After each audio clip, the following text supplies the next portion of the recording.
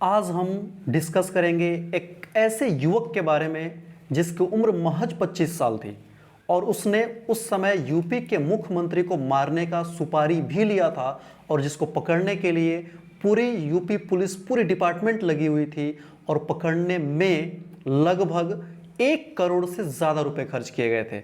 और इंटरेस्टिंग बात यह है कि उसको पकड़ने के लिए पुलिस में एक अलग डिपार्टमेंट बनाया गया था जिसे आज आप एसटीएफ के रूप में जानते हैं। जी हाँ, आज हम बात करने वाले हैं श्री प्रकाश शुक्ला की।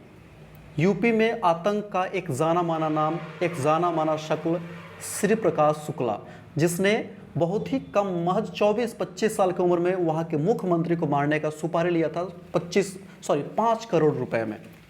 अगर आप इस लेक्चर का पीडीएफ डाउनलोड करना चाहते हैं तो सिंपली हमारे इस टेलीग्राम चैनल को ज्वाइन करिए, यहाँ से आप प्राप्त कर सकते हैं। इसके अलावा सोशल मीडिया पर जुड़ना चाहते हैं तो ट्विटर और इंस्टा पे इन आईडीज पर आप मुझे फॉलो कर सकते हैं। देखिए, देखेंगे कैसे एक लड़का जो पहलवानी करता था वो एक बड़ा डॉन बन के सामने आता है। लड़के का नाम था श्री प्रकाश शुक्ला।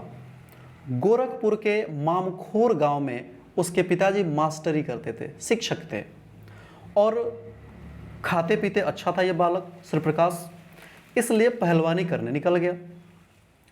और जो आसपास के अखाड़े होते थे उसने काफ़ी वहाँ नाम कमाया, लेकिन पुलिस के नज़रों में ये पहली बार तब आया जब इसकी उम्र मात्र 20 साल थी। और काम क्या था जानेंगे? क्योंकि उस समय राकेश तिवारी करके एक दूसरा लड़का था जिसने इसकी बहन को देखकर एक बार सीटी बजा दी।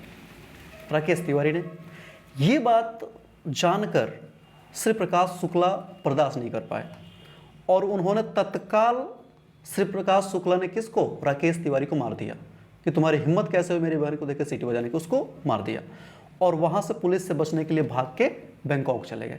आप अंदाज़ा लगा सकते हैं, अच्छे खासे पैसे वाले घराने से थे तभी तो भाग के जाएंगे बैंकॉक, नहीं तो साधारण आदमी भाग के जंगल में जाता है।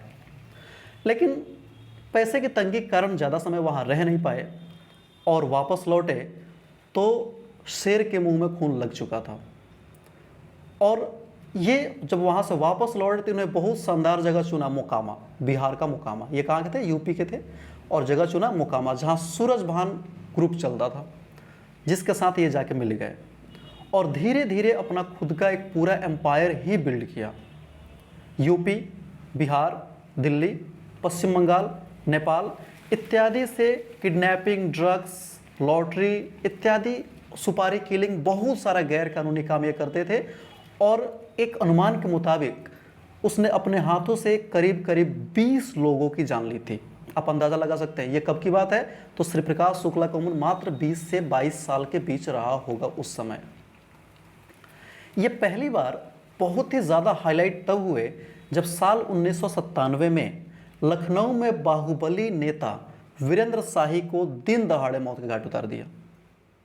और देखिए, यूपी के इतिहास में एक से बढ़ के एक गैंगस्टर हुए हैं, लेकिन श्री प्रकाश शुक्ला अलग कैसे थे? तो बस अपने अंदाज से, क्योंकि सभी लोग छुप छुपा के मार दिए, किसी को भेज के मार दिए। ये पहुंचता था और सीधे सीधे शूट कर देता सामने से, कोई दिखावा नहीं, कोई ड्रामेबाज नहीं, सीधे शूट कर दिया। तो इसका एक अलग दहशत था। उसके बाद से एक और बड़ा ये भारी कांड करते हैं जिससे इनका जो ये कुख्यात छवि है ये और फैलता है। 98 की बात है ये, और पटना में IGI hospital, Indira Gandhi hospital है, वहाँ पे बिहार सरकार के मंत्री बृज बिहारी प्रसाद को उन्होंने उनके सुरक्षा कर्मी के सामने ही गोलियों से छलनी कर दिया। कहा जाता है कि बृज बिहारी उस समय जैसे उतरे अपने कार से सुरक्षा कर्मी के साथ, सामने से ये आए और सीधे उसको AK-47 से शूट कर दिया। अब बताइए, 97-98 की बात है, उस समय AK-47 यूज करना अपने आप में बहुत बड़ी बात थी। इनका पसंदीदा गन था AK-47। इसके बाद एक और बड़ी भयानक कांड होता है जिससे ऐसा लगता है कि पूरे यूपी पुलिस के लिए भूकंप सा आ गया है। इनको पता चलता है कि श्री प्रकाश शुक्ला ने, जो तत्कालीन उत्तर प्रदेश के मुख्यमंत्री हैं कल्याण सिंह, उनको मारने का इसने सुपारी ले लिया था। 5 या 6 करोड़ में टोटल डील हुआ था। जैसे ये खबर बाहर आती है पूरा यूपी में भूकंप समझ जाता है। उसके बाद उस समय के तत्कालीन एडीजी अजय राज शर्मा के नेतृत्व में यूपी पुलिस के सबसे बेहतरीन 50 जवानों को चुनकर एक स्पेशल टास्क फोर्स एसटीएफ बनाया गया। जी हाँ, आज भी आप खबरों में एसटीएफ को बराबर सुनते हैं। तो ये एसटीएफ वास्तव में श्री प्रकाश शुक्ला को पकड़ने के लिए ही बनाया गया था। इसका पहला टास्क यही था।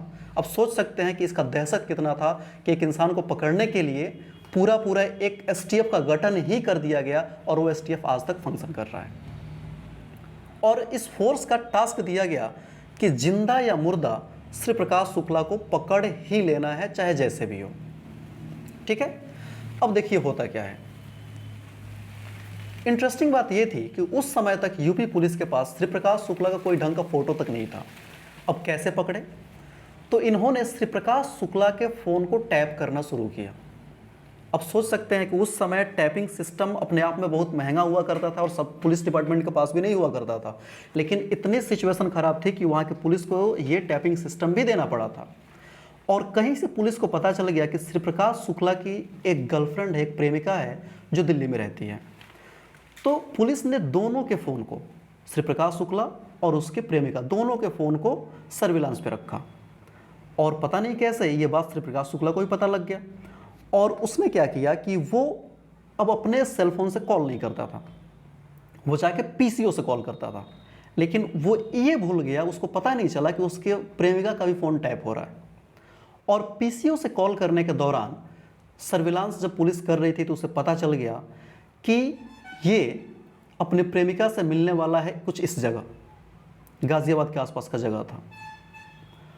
और इस चीज़ का पीछा करते करते श्री प्रकाश शुक्ला का एसटीएफ वहाँ पहुँचती है और गाड़ी से पीछा करते करते जैसे एकांत में जाती है, ये श्री प्रकाश शुक्ला को घेर लेते हैं और उसे सरेंडर करने के लिए बोलते हैं।